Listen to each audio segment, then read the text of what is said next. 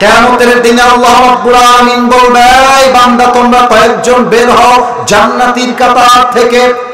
আব্দুর রহমান তুমি বের হও, এই আব্দুল্লাহ তুমি বের হও। আল্লাহ বের হবো কেন? আমরা তো জান্নাতীর কাতারে ছিলাম, আমাদের সমস্যা কোথায় আল্লাহ? আল্লাহ বলবে, কোনো সমস্যা নাই বান্দা, আসলে সবার হিসাব হবে, বাট তোমরা বিনা হিসেবে জান্নাতে যাবে। জোরে বলেন সুবহানাল্লাহ। আচ্ছা আল্লাহ বিনা হিসেবে জান্নাতে কেন যাব? বলবে, ওই যে তুমি সাতক্ষীরার ছেলে ছিলে, গরিব ঘরের ছেলে ছিলে, মধ্যবিত্ত পরিবারের ছেলে ছিলে, বাসায় চাল নাই, ডাল নাই, ভাত নাই, কিছু নাই, তবু আসিফ হুজুর তোমাদের মাহফিলে এসে বলেছিল, কেমন আছেন আপনারা সবাই? তুমি সব দুঃখ ভুলে ধৈর্যের সাথে করেছিলে, আলহামদুলিল্লাহ। তোমার এই ধৈর্যের বিনিময়ে আল্লাহ আমি তোমাকে বিনা হিসেবে জান্নাত দান করলাম, সুবহানাল্লাহ। 2 নাম্বার আমল হলো ধৈর্য রাখবে আল্লাহকে পাওয়ার জন্য। 3 নাম্বার আমল হলো নামাজ নাই যার আল্লাহ হবে না তার। আজহারীর নানা গোলাম সরওয়ার সাইদি হুজুর নাম শুনেছেন? অনেকে দেখেছেন আপনারা। উনি একটা কথা প্রায় বলতেন, নামাজ নাই যার ঈমান নাই তার। নামাজ নাই যার মুসলমান হিসেবে পরিচয় দেওয়ার কোন যোগ্যতা নাই। সাক্ষীরা আছে কিনা বলেন? এবার একটা প্রশ্ন করব, উত্তর দিবেন। মিডিয়ার ভাইরা যার যার জায়গায় ঠিক করে বসে যাবেন। ইসলামের দ্বিতীয় খলিফার নাম কি? এত ভয় কেন কলিজার ভাইরা? নাম কি? ওমর ফারুক রাদিয়াল্লাহু তাআলা আনহু। একটা ছোট্ট হাদিস বলবো, এটাই আমার শেষ ঘটনা। এরপরে জাস্ট 4টা পয়েন্ট বলেই আমরা পুরস্কার দিয়ে দোয়া করব। গভীর রাতে যাব না। আমরা মনে করি, বিশ্বাস করি, ওয়াজের চাইতে ফজর নামাজ জামাতে পড়া 1000 গুণ বেশি উত্তম। সাক্ষীরা ভাই,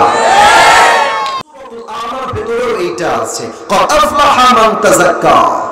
যে বান্দা তার আত্মা পরিশুদ্ধি করেছে, তার মতো সফল বান্দা আল্লাহর চোখে দ্বিতীয় আর কেউ হতে পারে না, সুবহানাল্লাহ। আচ্ছা এবার একটা প্রশ্ন করব, উত্তর দিবেন সবাই। তোমরা উত্তর দিবা, আপনারা সবাই। এই কোরআনে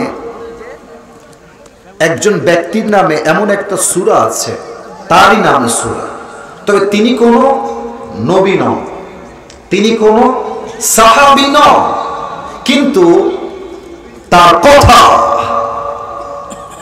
তার দেওয়া ইনস্ট্রাকশন, দিক নির্দেশনা আল্লাহর কাছে এতটা পছন্দ হয়েছে যে আল্লাহ রাব্বুল আলামিন তারই নামে একটা সূরা কোরআনে নাযিল করেছে। ব্যক্তির নাম কি? লোকমান। স্যার বলেছে, আপনারা বলেছেন, বামের ভাইরা আপনারা বলেন না, আমি জানি আপনারা পারবেন। সবাই মিলে বলেন, ব্যক্তির নাম ছিল কি? লোকমান। লোকমান হাকিম ছিলেন একজন প্রফেশনাল রাখাল, ছাগল চড়াতেন। একবার লোকমানের মালিকের কাছে একজন যুবক আসছে, ডাক দিয়ে বলছে, লোকমানের মালিক, তোমার কাছে যেই যুবক লোকমান নামে কাজ করে, যদিও সে পেশায় একজন রাখাল, তবে তার উইজডম, তার মেধা, তার জ্ঞান এতটা আকাশচুম্বী, যখন সে কোথাও রাখাল হয়ে গরু চড়াতে যায়, ছাগল চড়াতে যায়, তার প্রজ্ঞাপূর্ণ কথা শুনবার জন্য গ্রামের হাজার হাজার মানুষ একটা মাঠে একত্রিত হয়ে যায়। কোন সময় সুবহানাল্লাহ। ওটা কোন সাধারণ মানুষ নয়। তো লোকমানের মালিক বলছে, তোমার মাথা ঠিক আছে মিয়া, ও তো সাধারণ ছেলে, রাখাল, ওর কোনো জ্ঞান নাই, কিছু নয়। তো যুবকটা বলছে, ঠিক আছে, যদি বিশ্বাস না হয় ওকে ডেকে আপনি টেস্ট করেন, আপনি আমার কথার সত্যতা পেয়ে যাবেন। লোকমান হাকিম আগামীকাল সকালবেলা বাসায় এসেছে। তো মালিক বলছে, লোকমান দাঁড়াও, এদিকে আসো। বলছে, মালিক কি হয়েছে বলেন, কি হুকুম দিবেন? মালিক বলছে, লোকমান যাও একটা কাজ করে আসো, একটা গরু জবাই দাও, ছাগল জবাই দাও। বলছে, ঠিক আছে মালিক, তারপরে কি করব? মালিক বলছে, আখরিজ মিনহা আতইয়াবা মুযগাতাইন। ছাগল জবাই করার পরে এই মাদ্রাসার ছাত্রটা কই যায়? ওই যে ডান পাশে, এই ছাগল বলাই কই যাও, বসো। কেন উঠবা? তুমি আসছো কেন? কলিজার ভাই আমার, তুমি তো আমার ছাত্র ভাই, আমি তো মাদ্রাসার ছাত্র। কলিজার ভাই যেও না, খারাপ দেখায়, সাতক্ষীরার বদনামটা সত্য হয়ে যাবে। একজনও উঠবেন না, যে উঠবে নিজ দায়িত্বে লুঙ্গি টান দিয়ে ধরে বসাই দিবেন। এই মাহফিলে এসে বসা যাবে, ওয়াজ শোনা যাবে, উঠে যাওয়া যাবে না, ঠিক কিনা বলে? গিয়েছে ছাগল জবাই করার জন্য, ছাগল জবাই করেছে। ছাগলের বুক থেকে সবচেয়ে পবিত্র অংশ কলিজা কেটে নিয়ে আসছে। সাতক্ষীরার ভাইরা উত্তর চাই সবার থেকে, কি কেটেছে? একটু জোরে বলেন, কি কেটেছে? বলছে মালিক এই নেন, ছাগলের সবচেয়ে পবিত্র অংশ নেন। মালিক বলছে রাইট, কাজটা ঠিক করেছো, এটাই ছাগলের সবচেয়ে পবিত্র অংশ। লোকমান ইউ আর রাইট, কাজটা ঠিকঠাক ছিল। হে লোকমান ইযহাব, আবার যাও, নেবার আরেকটা ছাগল জবাই করবা, তবে আগের বার নিয়ে আসছো পবিত্র অংশ, এইবার আনবা আখরিজ মিনহা আখতাই, সবচেয়ে নাপাক অংশ কেটে আমার কাছে নিয়ে আসবা। লোকমান আবার গিয়েছে, আবার ছাগল জবাই করেছে, আবার সেই কলিজা কেটে মালিকের কাছে নিয়ে আসছে। মালিক এই নেন কলিজা। মালিক বলছে Lokman doesn't make any sense. না লোকমান, তোমার ব্যাপারে শুনলাম তুমি বড্ড চালাক ছেলে, বুদ্ধিমান ছেলে, বাট তুমি যে কাজটা করলা তুমি মোটেও বুদ্ধিমান না, তুমি বোকা, ঘোড়ার বোকা। লোকমান বলছে মালিক কেন, আমি কি করলাম? মালিক বলছে লোকমান বললাম পবিত্র অংশ আনো, তাও আনলা কলিজা। বললাম নাপাক অংশ আনো, তাও আনলা কলিজা। একই একটা অংশ একই সময় পবিত্র, একই সময় অপবিত্র হয় কেমন করে লোকমান? তোমার তো মাথায় বুদ্ধি শুদ্ধি কিছু নাই দেখছি। লোকমান বলছে মালিক আমি কি বুদ্ধিমান না বোকা, that's a different subject, that's a different topic, ভিন্ন বিষয়। তবে মালিক সত্য কথা হলো, দেখেন কথাটা সত্য হয় কিনা, বাস্তব কথা দেখেন। উনি বলছেন যে প্রত্যেকটা প্রাণীর হৃদয়ে, প্রাণীর দেহে একটা ছোট্ট গোস্তের টুকরা আছে। প্রত্যেকটা প্রাণ, চাই মানুষ হোক, কুকুর হোক, হাতি হোক, জানোয়ার হোক, সবার দেহে একটা গোস্তের টুকরা আছে। এইটা যখন পবিত্র থাকে পুরো দেহটাই পবিত্র থাকে, এইটা নষ্ট হয়ে যায় পুরো দেহটাই নষ্ট হয়ে যায়। আল্লাহর হাবিব বলেছেন এটার নামই হচ্ছে তোমার হৃদয়, এটার নামই হচ্ছে আত্মা। তার প্রমাণ দেখেন। আচ্ছা আপনারা একজন হুজুরের নাম বলবো, বজলুর রশিদ হুজুর নামে কোন হুজুরের নাম শুনেছেন? হ্যাঁ, ওনার বাসা কিন্তু বগুড়াতে। উনি সেদিন একটা ওয়াজে ছোট্ট একটা মজার গল্প বলেছিলেন বোঝাবার জন্য। আমি কি বলা যাবে নাকি যাবে না? যাবে না, না যাবে যাবে যাবে যাবে। আসলে বলতে গেলে দুইটা কথা বলবো। এক, 5 আগস্টের পূর্বে যত পুলিশ ছিল তার বেশিরভাগ পুলিশ ছিল সরকারের পাট চাটার দালাল। আর যত নেতা ছিল তার 80% নেতা বেশি ছিল এইরকম যারা ক্ষমতার পাগল, টাকার পাগল, সাতক্ষীরার ভাড়া। তো হুজুর এক জেলায় গিয়ে ওয়াজ করছে, রাত বাজে 11:30 বা 12টার কাছাকাছি। হঠাৎ করে একজন নেতা আসছেন মাহফিলে। নেতার চামচারা স্লোগান দিচ্ছে নেতার আগমন, শুভেচ্ছা, স্বাগত। আমার নেতার চরিত্র ফুলের মতো পবিত্র, নামাজ পড়ে না এক ওয়াক্ত। নেতা সাহেব এসেছেন হুজুরের পাশে, স্যার যেমন আমার পাশে বসে আছে, নেতাও পাশে বসেছে। নেতার অ্যাটিটিউড খুব বেশি একটা সুবিধার না। নেতা এসে যে আমার যুবক ভাইয়েরা যেন কমিটিতে আছে বলছে ছেলেবেলা হুজুরকে বলো মাইক ছাড়তে, আমি কথা বলবো। নেতা আসছে, যুবকরা যান, নেতার কথা না শুনলে বাস খাওয়া লাগবে পরে, তাই বাধ্য হয়ে হুজুরকে বলছে হুজুর কানে কানে মাইকটা ছাড়েন, নেতা সাহেব কথা বলবে। হুজুরও ভাবছে চলছে আওয়ামী শাসন, উল্টাপাল্টা করা যাবে না, যা বলবে বলুক, আমি চুপচাপ শুনি। হুজুর মাইকটা দিয়ে দিয়েছে। এখন আমি কেমনে বুঝাই? আচ্ছা মনে করেন এটা হচ্ছে আমার হাতে বোতল না, it's just like hand mic, এটা হ্যান্ড মাইক, ঠিক আছে? নেতা সাহেব হ্যান্ড মাইকটা মুখে নিয়েছে, সালাম কালাম কিছু নাই। প্রথমেই বলছে নামাজ নামাজ নামাজ নামাজ, খালি নামাজ, কথার আগেও নামাজ, মাঝেও নামাজ, শেষেও নামাজ। হুজুর কাছ থেকে কিটা আইসে কোয়ান্তে, এর বাড়ি কোন? अरे के यार ये तो जन्नत से भाग के दुनिया में आई है माशाআল্লাহ।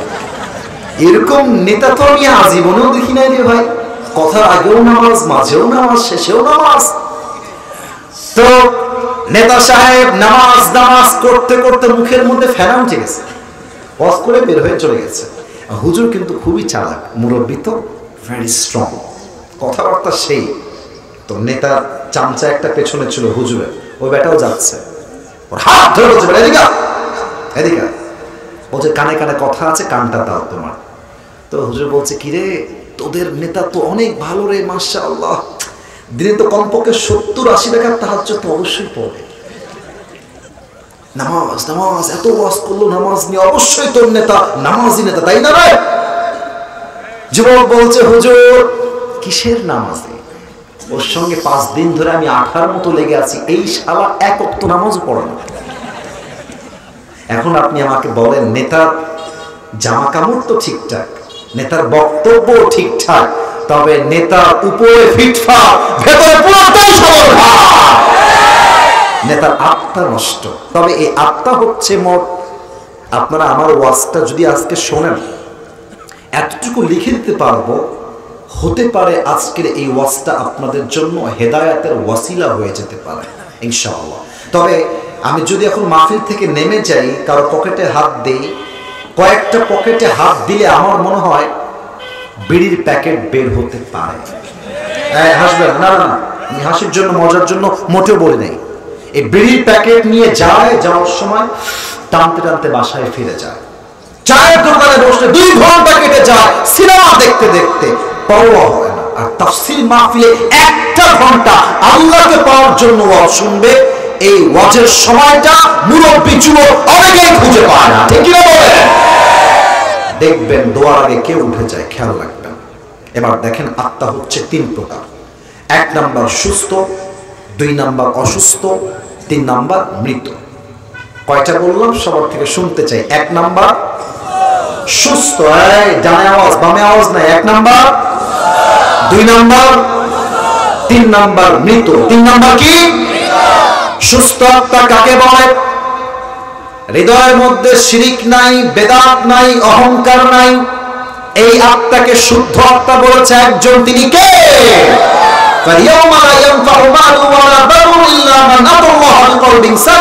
এক নাম্বার সুস্থ আত্মা। 2 নাম্বার হলো অসুস্থ আত্মা। এটা বোঝার জন্য একটা এক্সাম্পল দিতে হবে ভাই, আর কথা বোঝার জন্য মনোযোগ দেওয়া লাগবে। আচ্ছা, এখন যে আমরা বসে আছি, রাত মনে করেন যে আনুমানিক 12টার কাছাকাছি বাজে, মনে করেন এক্সাম্পল হিসেবে 2000 কত সাল এটা? আরে यार বাত করো, বুঝতে কথা কর, কত সাল? আচ্ছা, এখন তো সাতক্ষীরাতে মাশাআল্লাহ দেখলাম, সাতক্ষীরা সদর হসপিটাল বিশাল বড়, আপনাদের ক্লিনিক আছে, মেডিকেল আছে, আপনাদের ডাক্তারের চেম্বার আছে। এখন 2025 সালে এসে যদি আমি বলি 1925 সাল, তখন কি এমন ভিআইপি ক্লিনিক, মেডিকেল, হসপিটাল ছিল? ছিল ছিল ছিল ছিল না। তখন কি ছিল? আমার মুরব্বি আব্বা জানগুলো ভালো বুঝবে।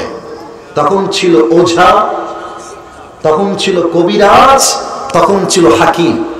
তো দেখেন, একজন যুবককে সাপে কেটেছে, সাপে। এখন যুবকটার যে সাপে কেটেছে, যুবকটা বুঝবে কেমনে এটা কি বিষাক্ত সাপ নাকি বিষহীন সাপ? যুবকটা বোঝার জন্য কবিরাজের কাছে আসতো, এসে বলতো, স্যার আমার হাতের বাম দিকের এই জায়গায় সাপে একটা ছোবল দিয়েছে বিষ দিয়ে, দেখেন তো আমার অবস্থা কেমন হচ্ছে। ডাক্তার সাহেব সাপটা কি বিষহীন না বিষাক্ত বোঝার জন্য একটা বাটি নিয়ে আসতেন, বাটির ডান দিকে একটা মরিচের গুঁড়া রাখতেন, মরিচের গুঁড়া, আর বাম দিকে কথা কে বলে পাশে? না, তোমরা আসলে সুবিধা না, ভালোবাসা বোঝার যোগ্যতা তোমাদের মধ্যে একদমই নাই। বামের যারা ছিলাম, কাজটা ঠিক করলাম না। এত ভালোবাসা হাতে পায়ে ধরে বললাম আওয়াজ করো না, বুঝলাম না, ঠিক আছে, তোমরা না বুঝলে তোমাদেরকে বুঝাবে কে? আমার জায়গাতে আমার দায়িত্ব আমি শেষ করছি। কলিজার ভাই, একদিকে মরিচ আর একদিকে লবণ, আমার দিকে আতাকে উত্তর দেন, একদিকে মরিচ আর একদিকে লবণ। বলতো এদিকে আসো, বের কর, জিহ্বা বের কর। জিহ্বা বের করতো, সাপে কাটা ব্যক্তিটা ওর ঠোঁটে মরিচ দিত, বলতো এই কেমন লাগে, স্বাদটা কেমন লাগে?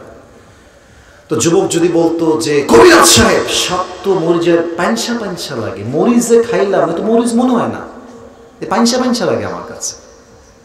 কবিরাজ বুঝে ফেলতেন এটা কোনো বিষহীন সাপ নয়, বিষাক্ত সাপের ছোবল লেগেছে। কেমনে বুঝতেন?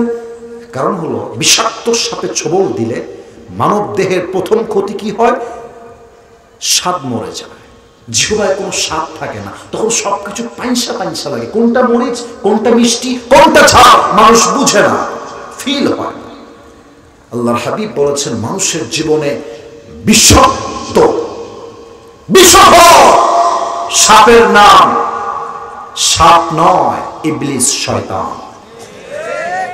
সবচেয়ে বড় শয়তান, সবচেয়ে বড় বিষাক্ত সাপ।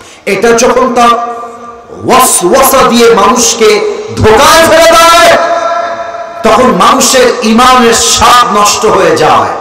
তখন মেয়েদের বোরকা পরতেও ভালো লাগে, আবার বোরকা পরে রাস্তাঘাটে বয়ফ্রেন্ডের সঙ্গে নষ্টামি করতেও ভালো লাগে, তখন সব ভালো লাগে।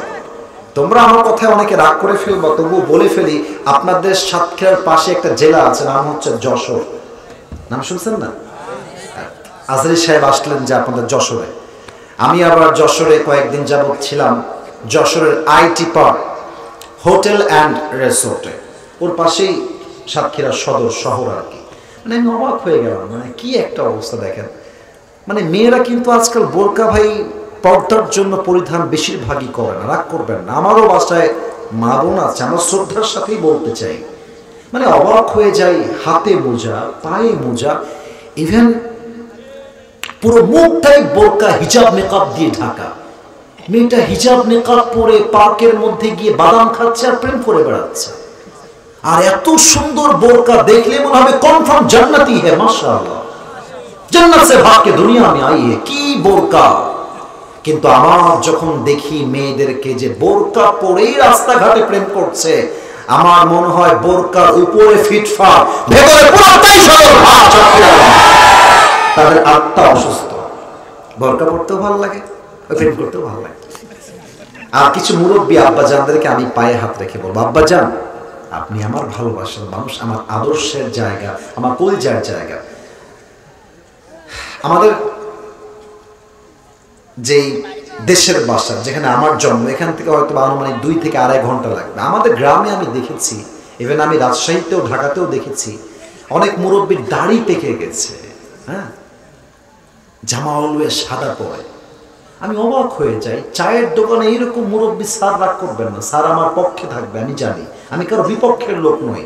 মুরব্বীকে আমি দেখছি মাথায় টুপি পরে, দাঁতগুলো অলরেডি অনেকগুলো নাই হয়ে গেছে, এই বাম পায়ের উপরে ডান পায়ে এমনি তুলে চায়ের দোকান, আমি দেখাইতে পারছি না, আমার সামনে কোরআন আছে, আর চায়ের দোকানে বসে সবার সামনে হিন্দি গান শুনে সিনেমা দেখে, বাংলা সিনেমা দেখে, আর হাতে একটা বিড়ি দিয়ে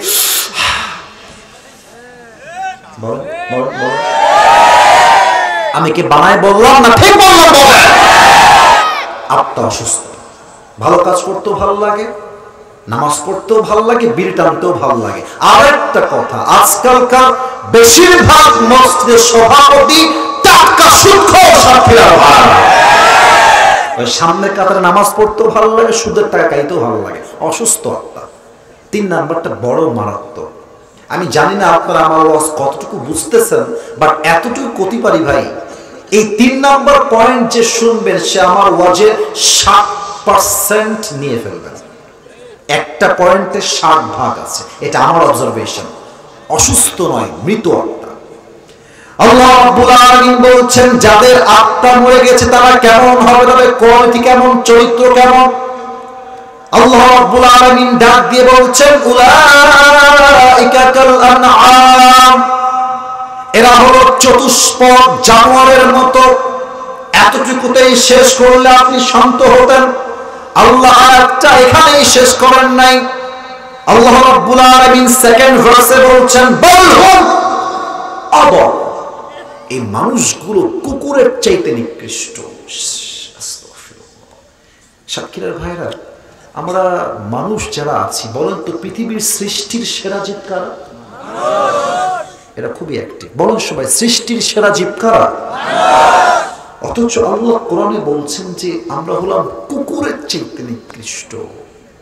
আমি হাফেজ একজন, আমি নিজে একজন কোরআনের হাফেজ। প্রায় 14-15 বছর আগে আমি হাফেজ হয়েছি। আলহামদুলিল্লাহ, আল্লাহ তাআলা সুযোগ দিয়েছেন হওয়ার। আমি আগে এই আয়াতগুলো পড়তাম, উলাইকা কাল আনআম বাল হুম আযাল। আমি যখন ভর্তি হলাম, আমার মেবি এটা 7ম বছর বা 8ম বছর, আমার কোরআনের তরজমার ক্লাস শুরু হলো। হুজুর আয়াত তেলাওয়াত করলেন, উলাইকা কাল আনআমি বাল হুম আযাল, वो जानवर की तरह है या उससे भी बदतर है। এরা জানোয়ারের মতো অথবা এর চাইতে নিকৃষ্ট। আমি তরজমা শুনে আমার ক্লাসে ব্যাখ্যা বুঝে আসে নাই, আমি তাফসীরটা বুঝি নাই যে তাফসীরটা আসলে কি হবে। সারাটা জীবন এটা অস্পষ্ট ছিল। এই গত বছর আমার প্রোগ্রাম ছিল ঢাকা পার হয়ে কুমিল্লা। নাম শুনেছেন কুমিল্লা? ঢাকা পার হয়ে কুমিল্লা। আমি যাচ্ছিলাম গাজীপুর চৌরাস্তা হয়ে। এই মাঝে মাঝে সময় থাকলে মোবাইল ফোনে একটু ইউটিউব চালাই, মাঝে মাঝে ফেসবুকে ঢুকি, মাঝে মাঝে। তো সেই দিন রাত বাজে হয়তোবা সন্ধ্যার পরে হয়তোবা ভাবলাম যে ইউটিউবে ঢুকে একটু সময়টা কাটাই, ওয়াজ শুনি। ইউটিউবটা ওপেন করে আমার কাছে প্রথম ওয়াজ আসলো আল্লামা দেলোয়ার হোসেন সাঈদী হুজুরের ময়মনসিংহের সেরা তাফসীর। আপনারাও শুনতে পারেন, আজীবন কাজ দেবে। আমি দেখলাম হুজুর এই আয়াতটার তাফসীর করতেছে। ইস রে, মানুষটা যদি আজকে থাকতেন বাংলার মাটিতে, প্যারেড ময়দানে আজকে আজহারী সাহেব আসবেন একদিন পরে। আমার মনে হয় সাঈদী সাহেব থাকলে প্যারেড ময়দান কেন, বাংলাদেশের এমন কোন মাঠ নাই যেই মাঠে সাঈদী হুজুরের জায়গা দেওয়া সম্ভব হতো। উনি বললেন যে মানুষ কুকুরের চাইতে খারাপ কেন? ভাবেন তো, একটু আমাকে উত্তর দেন তো সবাই মিলে। এই রাস্তায় যখন বাসায় ফিরে যাবেন, রাস্তায় ওই রাত 2টা-1টার সময় কিছু কুকুর থাকে না রাস্তাঘাটে? এই যে কথা থাকে না, একা গেলে বুঝবেন যে বাস কারে কয়। এই বাসটা আমি জীবনে কয়েকবার খেয়েছি আর কি। একদিন মাহফিল করে আসলাম, রাত বাজে 1টা থেকে 2টা। তো ড্রাইভার সাহেব বলছে, হুজুর আল্লাহ হাফেজ, টাটা, আপনি যান। আমি চলে গেলাম। কি যে কপালের খেলা, ড্রাইভার সাহেব নামাই দিয়ে গেল। আমার বাসার দারোয়ান দিয়েছেন মরার ঘুম। ওরে আপনি বোমা মারলে উঠবে না। আমি তো চিল্লাছি, ও ভাই কোনে ভাই, ওঠেন ভাই। সে উঠবে না, তওবা করে ঘুমিয়েছে। তো আমি যখন চিল্লাচ্ছি, আমার চিল্লানি চতুর্পাশে পৌঁছে গিয়েছে যে কেউ একজন শাউটিং করছে। আমি কইছি, ভাই ওঠেন ভাই, ও ভাই ওঠেন ভাই। মাশাআল্লাহ, একটু পেছনের দিক ঘুরে তাকিয়ে দেখছি 5টা কুকুর নুরানি ছাড়া আমার দিকে তাকিয়ে আছে। আমি তখন কি করবো, না ডানে যাবো না বামে। হুজুর মানুষ, লজ্জা লাগে, পালাইতেও পারতেছি না। মনে মনে পড়ছি ইন্না লিল্লাহি ওয়া ইন্না ইলাইহি রাজিউন। দোয়াতে কোনো কাজ না, কোথাও ঘেউ ঘেউ করে। তো দেখেন রাতের বেলা কুকুর থাকে রাস্তাঘাটে। তো একটু আমার এক্সাম্পলটা বুঝবেন, এটা তাফসীরের জন্য এক্সাম্পল দিচ্ছি। 1 2 3 4 5 6 অন এন অ্যাভারেজ এই জায়গাতে আমার গুণা অনুযায়ী ভুল হতে পারে, বাট 6টা লাইট দেখতে পাচ্ছি জাস্ট এতটুকুর মধ্যে। এইটা সহ 7টা লাইট আছে। এবার ওটা আমার ডান হাত দেখেন, look at my right hand. ডান হাত দেখেন, ওই দেখেন অন্ধকার, ওইদিকে অন্ধকার দেখা যায়। আরে ভাই কথা কথি হবে, দেখা যায় তো। ওই বেড়ার পাশ থেকে, অর্থাৎ সামিয়ানার পাশ থেকে আমি আসছি, রাত বাজে 2টা। ওইদিকে অন্ধকার, লাইটটা হচ্ছে এই জায়গায়। তো এইটা হচ্ছে আমার বাসা, আর কুকুরটা বাসার নিচে পাহারা দিচ্ছে, মালিকের বাসা। আর আমি মালিক আসিফ হুজুর ওই ডান দিক থেকে আসছি অন্ধকারে। কুকুর বুঝে গেছে রাত বাজে 2টা, someone is coming from outside, বাহির থেকে লোক আসছে। কুকুর ভাবছে চোর হবে মনে হয়। কিসের আসিফ হুজুর, আমার খেয়েই ফেলবে আজকে। তো আমি যখন দেখলাম কুকুর ঘেউ ঘেউ করছে, আস্তে আস্তে আস্তে হাঁটতে হাঁটতে এই লাইটের নিচে আসলাম। নাও মাই ফেস ইজ ক্লিয়ার। এখন আমি যে আসিফ হুজুর, কুকুর বুঝে গেছে লাইটের আলোতে। দেখবেন কুকুর যখন মালিককে চিনতে পারে, কোনো ঘেউ ঘেউ আর করে না, সোজা এসে মালিকের পায়ের কাছে মাথা নিচু করে দেয়। আর কুকুর তার ভাষায় বলে, I am extremely sorry sir, আপনাকে আমি প্রথমে চিনতে পারিনি অন্ধকারের ভিতরে। আমি আপনাকে চিনলে ঘেউ ঘেউ ঘেউ ঘেউ করতাম না। তো আল্লাহ তাআলা বলছে, বান্দা তুই তোর কুকুরকে জাস্ট একটা পাউরুটি দিয়েছিস, একটা কলা দিয়েছিস, এক গ্লাস পানি দিয়েছিস, আর কিচ্ছু না। সামান্য একটা পাউরুটি পেয়ে কুকুর তার মালিককে চিনতে কখনো ভুল করে না। আর তুই মানুষ, তোকে আমি আল্লাহ তাআলা চোখ দিলাম, নাক দিলাম, কান দিলাম, অক্সিজেন দিলাম, ঠোঁট দিলাম, জীবন দিলাম, বাপ দিলাম, মা দিলাম, বউ দিলাম, বাচ্চা দিলাম, সন্তান দিলাম, গাড়ি দিলাম, বাড়ি দিলাম, টাকা দিলাম, সব দিলাম। তুই মানুষ বড় নিমক হারাম, তুই দুনিয়ার সবাইকে চিনলি, বা যে রব তোকে এত নিয়ামত দিল, তুই সেই রব মালিককে চিনতে পারলি না, তুই কুকুরের চাইতে নিকৃষ্ট হয়ে গেলি। ব্যাখ্যা বুঝতে পেরেছেন? উলাইকা কাল আনআম বাল হুম আদল। যে মানুষ মানুষ হয়ে আল্লাহ এবং তার মালিককে চিনতে পারে নাই, সে কুকুরের চাইতে নিকৃষ্ট কোয়ালিটির হয়ে যাবে। ঠিক কি না বলে? আল্লাহ আমাদের সবাইকে তুমি মানুষের মতো মানুষ হওয়ার তৌফিক দান করো। পড়েন সবাই আমিন। অনেক যুবক আছে দেখবেন, যদি বলেন এই চল নামাজে যাই, আমরা বলবে হুজুর নামাজ তো আমিও পড়তে চাই, তবে আমার প্যান্টটা খুবই খারাপ। প্যান্ট খারাপ কেন? তো কি বিয়ে হয়েছে নাকি রে বাবা? বিয়ে ছাড়াই এমনি বলে প্যান্ট খারাপ। আমি বলি প্যান্ট খারাপ নয়, চরিত্র খারাপ। ঠিক কি না বলে? এবার সবাই দুই হাত তোলেন, সবাই সবাই দুই হাত। মুরব্বী আব্বা জানরা আরো আসছে, বসে পড়া। সবাই দুই হাত উপর রাখেন, সবাই একটা কাশি দেন। ডানের ভাইরা একটু জোরে আওয়াজ দিয়ে কাশি দেন। একটা তাকবীর দেন, এমন জোরে তাকবীর দিবেন হাত উপরে রেখে, আওয়াজ যেন প্রমাণ হয় শেষ ভালো যা সব ভালো তা। আমরা আরো 6টা পয়েন্ট অল্প সময় শুনবো।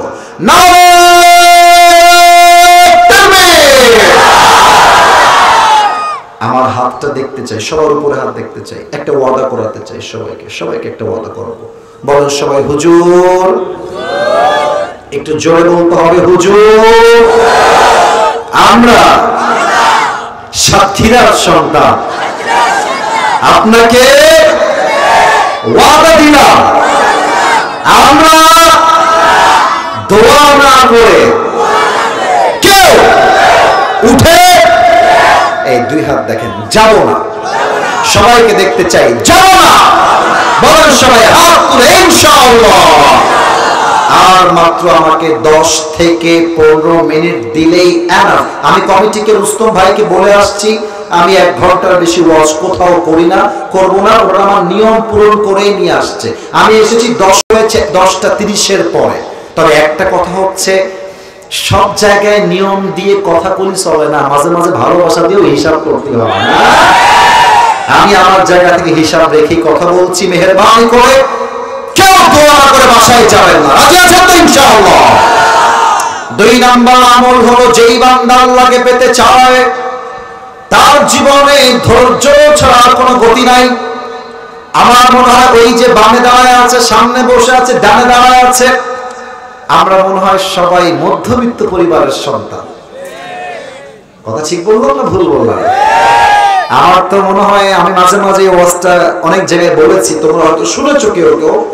আমি বলি প্রাউডলি, মধ্যবিত্ত পরিবারের সন্তান মানেই হচ্ছে একটা ব্র্যান্ড। যুবক ভাই, কেন ব্র্যান্ড? সাইকেল দিবেন আমাদেরকে, আমাদের চলবে। আপনি বাইক দিবেন আমাদেরকে, তাও চলবে। কার দিবেন, চলবে। কিছুই দিবেন না, বলবেন যে হেঁটে হেঁটে আসো, তাও আবার চলবে। ভাত দিবেন, ডাল দিবেন, চলবে। ভাত দিবেন, আলু ভর্তা দিবেন, তাও চলবে। ভাত দিবেন, কিছুই দিবেন না, 1 গ্লাস পানি দিবেন, একটা মরিচ দিবেন, আমার 50 ভাত হলেও চলবে। কিয়ামতের দিনে আল্লাহ রাব্বুল আলামিন বলবে, এই বান্দা তোমরা কয়েকজন বের হও জান্নাতীর কাতার থেকে। আব্দুর রহমান তুমি বের হও, এই আব্দুল্লাহ তুমি বের হও। আল্লাহ, বের হবো কেন?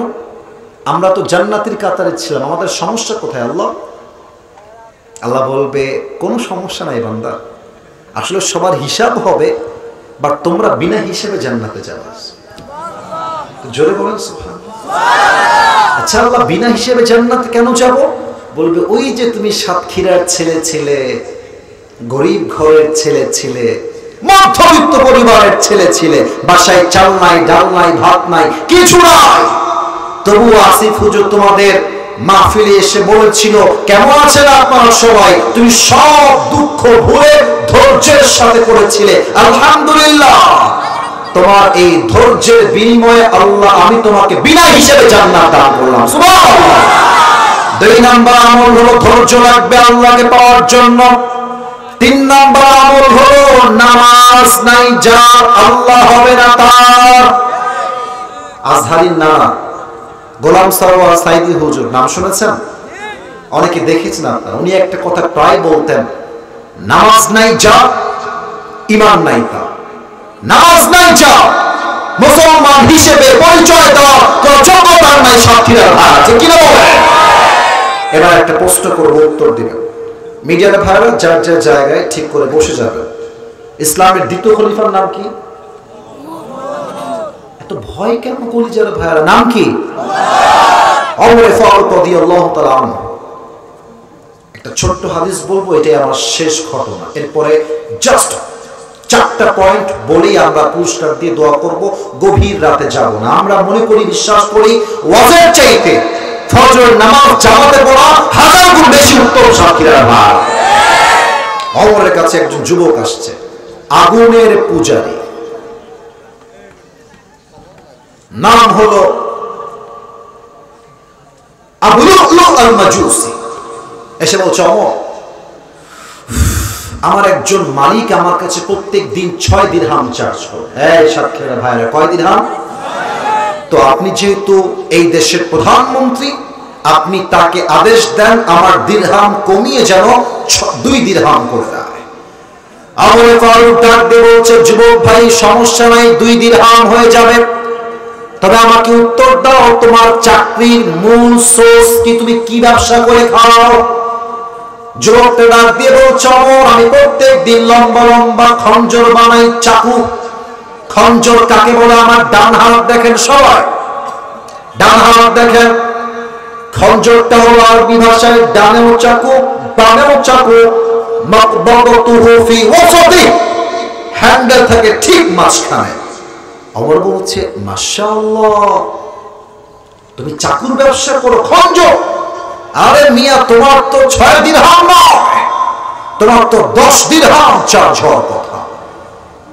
এটা শুনে কাফেরটা রেগে মেগে ফায়ার, বলছে, ওমর, আচ্ছা, সবাই যেহেতু মুসলমান তাই তুমি সবার বেলায় নাও, আর আমি যেহেতু কাফের তাই তুমি আমার বেলায় গরম, তাই নাও। তোমার বিচার করতে আমি একাই এনাফ। হুমকি দিয়ে বের হয়ে গেছে। দেখেন তো আমার দিকে।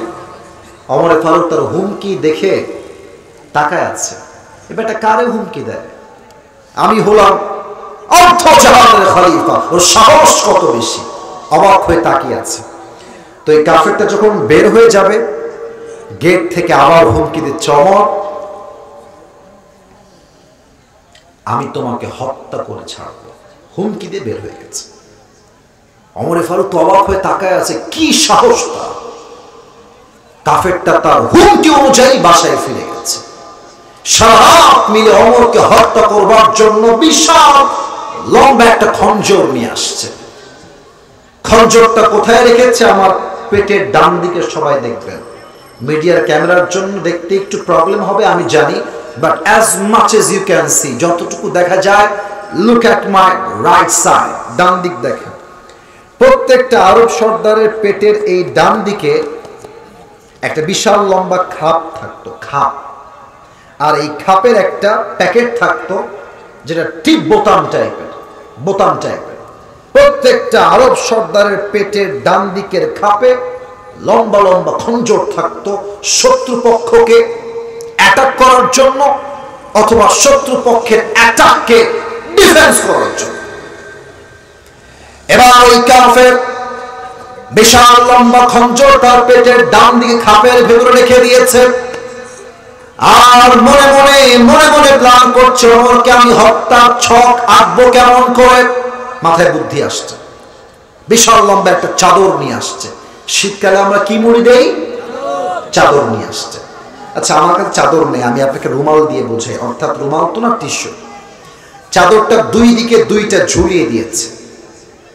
পেট পর্যন্ত ঢেকে গিয়েছে, আর ডান দিক থেকে চাদরের ডান অংশটা এইভাবে দেখেন, এইভাবে মেয়েদের নেকাবের মতো দিয়ে এই পুরো মুখটা ঢেকে ফেলেছে, জাস্ট লাইক এ নেকাব অফ ওমেন। মেয়েদের নেকাবের মতো জাস্ট চোখ দেখা যায়, চেহারা দেখা যায় না। এবার ওমরে ফারুক ইমাম হয়ে মসজিদে আসছেন, ডাক দিয়ে বলছেন, সাহাবা একরাম দাঁড়িয়ে যাও, সফু সুফুফাকুম, কাতার শুরু করো, কাঁধে কাঁধ মিলিয়ে দাও। আল্লাহু আকবার, সুবহানাক আল্লাহুম্মা ওয়া বিহামদিকা ওয়া তাবারাকা ইসমুকা ওয়া তাআলা জাদ্দুকা ওয়া লা ইলাহা গায়রুক, আলহামদুলিল্লাহি রাব্বিল আলামিন, الرحمن الرحيم مالك يوم الدين। কেরাত শুরু হয়ে গেছে। যখন সূরা ফাতিহার পরে আরেকটা সূরা মিলিয়েছেন, আল্লাহু আকবার, কেরাত পড়ে আল্লাহু আকবার দিয়ে ওমর ফারুক রুকুতে গিয়েছে। এবার আমার ডান হাত দেখেন, এই ওমরের পেছনে ছিল আবু লু'লু আল মাজুসি, কাফের ছদ্মবেশে, মুনাফিকের বেশে এখানে এসেছে নামাজ পড়বার জন্য, আসলে সে মুসলমান নয়। আল্লাহু আকবার। ওমর ফারুক যখন রুকুতে গিয়েছে, আবু লু'লু আল মাজুসি অন্ধকারের ভেতরে একদম রুকু থেকে দাঁড়িয়ে গিয়েছে, আর দুই পাশে যেই চাদর দিয়ে ঢাকা ছিল চাদরটাকে ধরে এমনি উড়াই দিয়েছে, আর সোজা ক্রস করে ওমরের সামনে আসছে। ওমর ফারুক টের পান নাই অন্ধকারের রাত। আগের সময় ফজরের নামাজটা পুরো অন্ধকারে পড়া হতো। এবার আবু লু'লু আল মাজুসি খঞ্জরটা এখান থেকে বের করেছে, বের করে ঠিক ওমরের সোজা একদম পজিশন নিয়ে দাঁড়িয়ে আছে। ওমর জাস্ট বলবে সামি আল্লাহু লিমান হামিদা, হি উইল স্ট্যান্ড দাঁড়াবে, আর সঙ্গে সঙ্গে আঘাত করবে। ওমর ফারুক রুকুতে গিয়ে পড়ছেন সুবহান রাব্বিয়াল আযীম, সুবহান রাব্বিয়াল আযীম। উনি তো নামাজে আছেন, উনি কি জানেন যে সামনে আমার সঙ্গে কি হতে চলেছে? একটু পর সামি আল্লাহু লিমান হামিদা যখনই উঠেছে, আর সামনের থেকে আবু লু'লু আল মাজুসি এই খঞ্জরটা ধরে, এটাও চাকু এটাও চাকু ধরে ওমরের পেটের এখান থেকে শুরু করে একটা কোপ দিয়েছে, বাম থেকে আরেকটা কোপ দিয়েছে, এখান থেকে আবার বাম দিকে আরেকটা কোপ দিয়েছে, বিশাল লম্বা চাকু দিয়ে, ছুরি দিয়ে, আর তিনটা পচে, হাদিসে আসছে পুরো পেট কেটে নাড়ি ভুড়িগুলো সব বাহিরে বের হয়ে গেছে। ওমর ফারুক নামাজের মধ্যে চিৎকার দিয়ে বলছেন, আমাকে একটা কুকুর হত্যা করেছে, কে আছো কোথায়, আমাকে বাঁচাও। অজ্ঞান হয়ে পড়ে গেছে। ওই কাফের ওমরকে আঘাত করে পেছন দিক দিয়ে পালিয়ে যাচ্ছে। 7 জন সাহাবী মিলে বলছে ধরো। 7 জন সাহাবী মিলে সেই কাফেরকে ধরতে গেছে, ওমরকে হত্যাকারী কাফের। ওই কাফের এতটা ডেঞ্জারাস ছিল, যাকে সামনে পেয়েছে অন্ধকারের ভেতরে, কারো মুখে, কারো গলায়, কারো বুকে, কারো পেটে, কারো পিঠে, যেখানে যাকে পেয়েছে খঞ্জর দিয়ে আঘাত করছে। হাদিসে আসছে 7 জন সাহাবী চাকুর আঘাত খেয়ে নামাজরত অবস্থায় জায়গায় শহীদ হয়ে গেছে, জায়গায় শেষ। নামাজ যখন শেষ হয়ে গেছে, সাহাবায়ে কেরাম দৌড় দিয়ে ওমর ফারুকের কাছে আসছে। এসেই দেখছে ওমর ফারুকের পেট কেটে নাড়ি ভুড়িগুলো সব রাস্তায় বের হয়ে পড়ে আছে। ডাক্তাররা দৌড় দিয়ে আসছে, ওমরকে বাঁচাও, কে কোথায় আছো, দৌড় দিয়ে আসো। 2 জন ডাক্তার এসে ওমর এভাবে শুয়ে আছে, এই মাটিতে এভাবে শুয়ে আছে। ডাক্তাররা পেছনে এসে কাঁধে ভর দিয়ে একটু উঠিয়েছেন। এই ঠোঁটটা এখান থেকে ধরে হালকা করে ফাঁকা করেছেন। 1 গ্লাস পানি নিয়ে এসে মুখে পানি দিয়েছেন। হাদিসটা কেমনে বলবো, তো খুব কষ্টের কথা। ওমর ফারুকের পানিটা গলা দিয়ে নেমে বুক দিয়ে নেমে এই পর্যন্ত এসে পুরো পেট